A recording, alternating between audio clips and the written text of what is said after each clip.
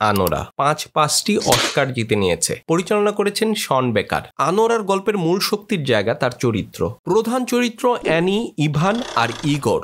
যদি আমি তাদের চরিত্রগুলোকে বিশ্লেষণ করি তাহলে প্রথমেই বলতে হবে অ্যানির কথা। অ্যানি হলো এই সিনেমার মেইন প্রোটাগনিস্ট। সে নিউ ইয়র্ক শহরের ব্রুকলিনে থাকে। প্রস্টিটিউশন তার পেশা।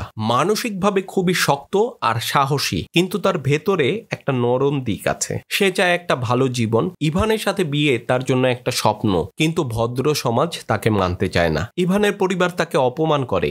বাবা মার ভয়ে ইভান তাকে ছেড়ে পালালেও সে একা একা লড়াই করে। একদম শেষে এসে আমরা তার চরিত্রটাকে বুঝতে পারি। তার কান্না আমাদের মন ভেঙে দেয়।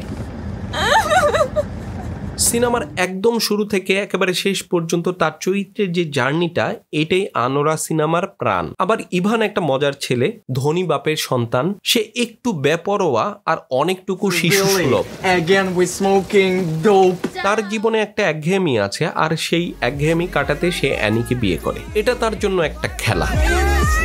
কিন্তু যখন তার মা বাবা তাকে বাধা দেয় তখন সে ভয় পেয়ে যায়, আর ভয় পেয়ে সে পালায়। তার চরিত্র খুব বেশি বদলায় না, কিন্তু তার এই যে ভয় পেয়ে যাওয়া, এইটাই আনোরার গল্পকে অন্য গল্প থেকে আলাদা করে।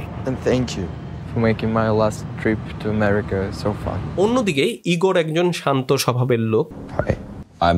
সে ইভানের পরিবারের আন্ডারে কাজ করে। সে খুবই কম কথা বলে, কিন্তু তার চোখ দিয়ে ঠান্ডা মাথায় পুরো ব্যাপারটাকে অবজার্ভ করে। প্রথমে সে অ্যানিকে ধরতে আসলেও ধীরে ধীরে অ্যানির ব্যাপারে তার মধ্যে একটা উইকনেস তৈরি হয়। শেষে সে অ্যানিকে সান্ত্বনা দেবার চেষ্টা করে। আমার কাছে নিরাশার আড়ালে এই নিষ্ঠুর দুনিয়ায় তার চরিত্রটাকে একটা আশার বাণীর মতো মনে হয়েছে। Good, very good. মূলত এই তিনজনই গল্পের প্রধান চরিত্র। তারাই আনোরার গল্পটাকে বাস্তব আর প্রাণবন্ত করে তোলে। তাদের লড়াই, প্রেম আর দ্বন্দ্ব এই সিনেমার মূল বিষয়। অ্যানির ফাইট, ইভানের কেয়ারলেস অ্যাটিটিউড আর ইগোরের মায়া, এইগুলো মিলিয়ে আনোরাকে একটা জটিল আর ইমোশনাল গল্প বানিয়েছে। সঠিক বলেছেন।